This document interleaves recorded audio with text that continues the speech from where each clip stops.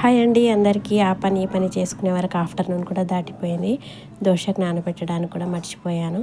ఎలాగో లహన్వి వాళ్ళ డాడీ కదా దోశ తినేది. కొన్ని బియ్యం వేసి నానబెడదామనేసి కొన్ని రైస్ అయితే వేసిన, దీంట్లోకి కొంచెం మినప్పప్పు వేసేసి నానబెట్టేస్తున్న దోశకి. ఎందుకంటే నాకు 5 days వరకు డాక్టర్ గారు ఏవి తినొద్దన్నారు, ఓన్లీ ఎల్లిపాయ కారం అవి తినమన్నారు. కాబట్టి టిఫిన్ కూడా వీళ్ళిద్దరికే కాబట్టి కొన్ని బియ్యం కొంచెమే మినప్పప్పు వేస్తున్నా. చాలామంది అయితే మినప్పప్పు కొలతతో వేసుకుంటారు, నేను అట్లేం కాదు. బియ్యంలో వేసిన తర్వాత అంతా కలిపితే మనకు అప్పుడే తెలిసిపోతుంది మినప్పప్పు ఎక్కువైందా తక్కువైందని. వేసేటప్పుడే మనకు అర్థమైపోతుంది. కాబట్టి కొన్ని అయితే మెంతులు వేస్తున్నా. మెంతులు వేయడం వల్ల దోశకి మంచి ఫ్లేవర్ అనేది వస్తుంది. కొన్ని వేయాలన్నట్లు, ఒక 1/2 teaspoon అన్నీ వేస్తున్నా అన్నట్లు.